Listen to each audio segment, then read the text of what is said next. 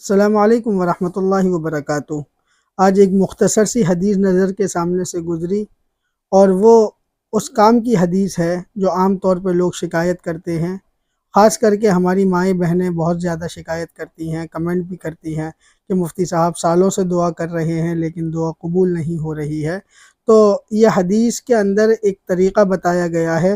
حضرت سمرہ ابن جندب رضی اللہ تعالیٰ عنہ فرماتے ہیں عن رسول اللہ صلی اللہ علیہ وسلم انہو قال من قال اذا اصبح و اذا امسا 7 مرات اللہم انت خلقتنی وانت تہدینی وانت تطعمنی وتسقینی وانت تمیتنی وانت تحیینی وانت علی کل شیء قدیر لم یسأل شیئا الا اعطاہ۔ یہ ایک حدیث تھی مختصر سی، جس کے اندر اللہ تبارک و تعالیٰ کے سے یہ دعا کرنی ہے بندے کو کہ اللہ آپ ہی نے مجھے پیدا کیا، اور آپ ہی نے مجھے ہدایت بخشی، اور آپ ہی مجھے کھلاتے ہیں، آپ ہی مجھے پلاتے ہیں، اور آپ ہی ہمیں موت دیں گے اور آپ ہی ہمیں زندہ کریں گے۔ یہ اس کا ترجمہ ہے۔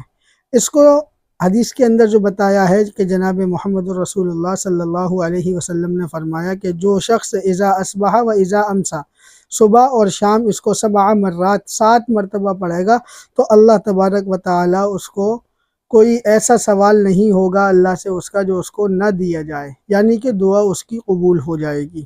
لم یسأل شیئا الا اعطاہ، کہ کوئی ایسا سوال نہیں ہوگا جو اللہ تبارک و تعالیٰ اس کو نہ دے۔ تو یہ حدیث ہمارے سامنے سے گزری ہے، تو ہمیں چاہیے، اور دیکھیے اس کے ترجمے کے اندر آپ غور کیجئے، اس کا جو ترجمہ ہے، اے اللہ تو نے ہمیں پیدا کیا اور تو نے ہمیں کھلایا پلایا، تو ہمیں زندہ کرے گا، موت دے گا۔ اگر دیکھا جائے تو یہ شکر ہے، اور اللہ تبارک و تعالیٰ قرآن کریم کے اندر فرماتا ہے لَإِن شَكَرْتُمْ لَأَزِيدَنَّكُمْ، اگر تم شکر گزاری کرو گے تو میں تمہاری نعمتوں کو بڑھا دوں گا۔ تو ہمیں پہلے تو شکر ادا کرنا ہے اللہ کا ہر حال کے اندر۔ اس کے بعد جناب محمد رسول اللہ صلی اللہ علیہ وسلم نے جو فرمایا من قال اذا اصبح و اذا امسا 7 مرات، جو شخص صبح اور شام 7 مرتبہ اس کو پڑھے گا تو اللہ تبارک و تعالیٰ اس کو ہر وہ چیز عطا کرے گا جو وہ مانگتا ہے۔ تو اس کو آگے ضرور شیئر کریں، دعا قبول کرانے کے لیے بہترین وظیفہ کہہ لیں، بہترین حدیث کہہ لیں، اس پر عمل کریں، اس کو آگے ضرور شیئر کریں تاکہ امت مسلمہ اس سے فائدہ اٹھا سکے۔ مجھے اپنی دعاؤں میں یاد رکھیں۔ السلام علیکم ورحمۃ اللہ وبرکاتہ۔